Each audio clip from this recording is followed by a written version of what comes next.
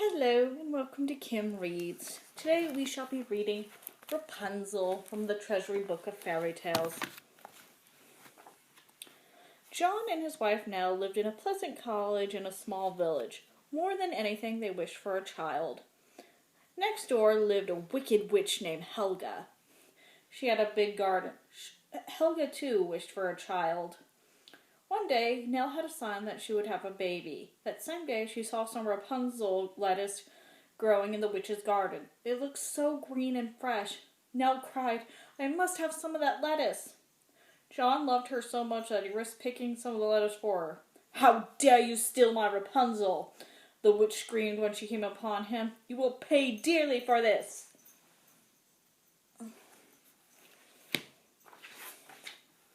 John explained about his wife's hunger for the lettuce.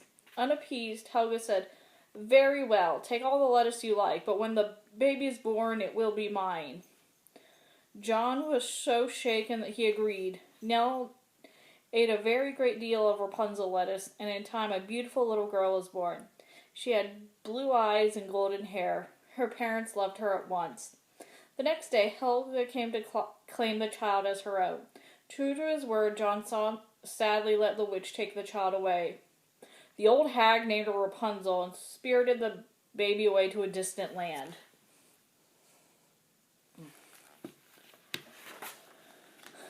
Rapunzel's thick golden hair grew fast and long. Helga loved to show off the beautiful child. One evening, when Rapunzel was 12, Helga used her powers to call the great raven of the north. She told him to carry Rapunzel away to a high tower in the forest. The raven did as he was told, and Helga was waiting when they arrived. She imprisoned Rapunzel in the tower, which had no doors or stairs and only one chamber at the top. Rapunzel was frightened when the witch went away, but the raven stayed through the first night and made soft sounds to soothe her. He felt sorry for Rapunzel, but he had no powers of his own. He could not defy Helga's will. The next morning, Rapunzel heard Helga calling from the tower, "Rapunzel, Rapunzel, let down your hair." Rapunzel wound her long tresses around a hook next to the window and let down her hair. It looked like spun gold. Helga caught up the strands and climbed the side of the tower. She stayed with Rapunzel only a short time, bringing food and water. Every morning, Helga came and called to Rapunzel, and every morning Rapunzel let down her long hair. But Rapunzel was still lonely. She made friends with the birds who flew out her window, and they taught her to sing beautifully. She spent many hours singing to the forest.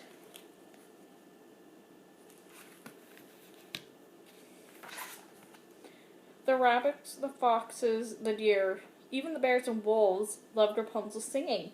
They stopped whenever they were in the forest and listened. On some days, the squirrels or a raccoon might climb up the tower wall and bring Rapunzel some nuts or a juicy apple. A little bluebird came every morning to perch on Rapunzel's windowsill. Rapunzel named her Sky because the bird was so blue as the heavens and happy as a little sunbeam. Every morning, Sky sang with Rapunzel, and they flew away just as Helga approached the tower.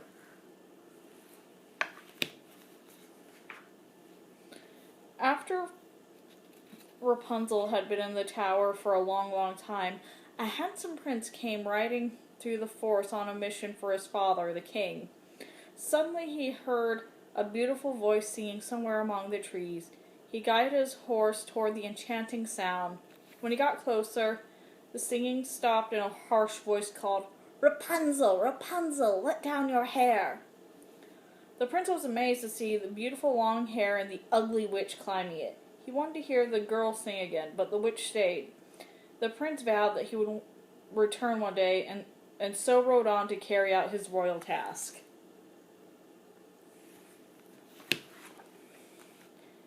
As the prince rode back through the forest on his way home, he came again to the tower. All was quiet. He walked to the foot of the tower and called out as he had heard Helga call, "Rapunzel, Rapunzel, let down your hair." At once Rapunzel came to the window, but she hesitated because the voice was strange. When she saw the prince, she let down her hair, and the prince climbed swiftly to her window. "Sing for me," he begged her. Rapunzel was so happy that she sang more sweetly than ever before. Every day after that, the prince climbed up to see Rapunzel, and every day she sang for him. One day, Helga arrived at the tower earlier than usual. As she came near, she heard Rapunzel singing. The song was so sweet, Helga knew something had happened. She crept close to the tower and watched. Soon she saw Rapunzel tell the prince goodbye. She watched him climb down from the tower on the golden hair, then ride away through the forest. "Someone has tricked me," Helga screeched. She dashed home without leaving the food and water for Rapunzel. Back in her old cottage, she stormed and stomped and shrieked that someone was trying to steal her own beautiful daughter. When evening came, Helga called for all the powers and summoned the great raven of the north. "Take them both," commanded Helga.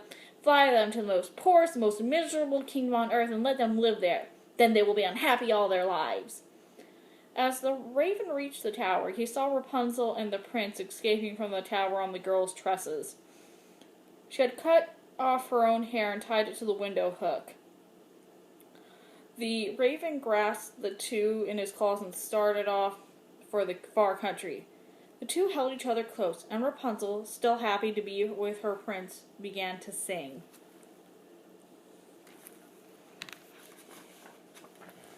The music that had charmed and enchanted the creatures of the forest when Rapunzel was trapped in the tower now stirred the raven's heart.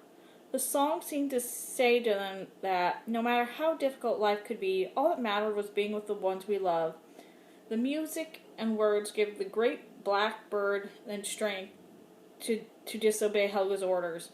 Instead of taking to the barren kingdom, the raven flew Rapunzel and the prince straight to the girl's humble cottage.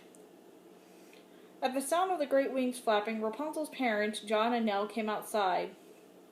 To their surprise and delight, they saw their beautiful child once again.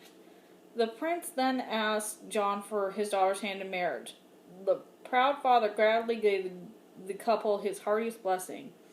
Soon after that, the prince and Rapunzel were married in a splendid ceremony. They took Rapunzel's parents with them to live with the king far, far away. The wicked witch, who did not know the raven had defied her, lived out her days in loneliness and was never heard of again. Okay, so that's the end. Good story, but it feels like she was locked in a tower for, no reason. And also, when her dad came out, was he like, "Hey, yo, she stole you from us"? Well, goodbye.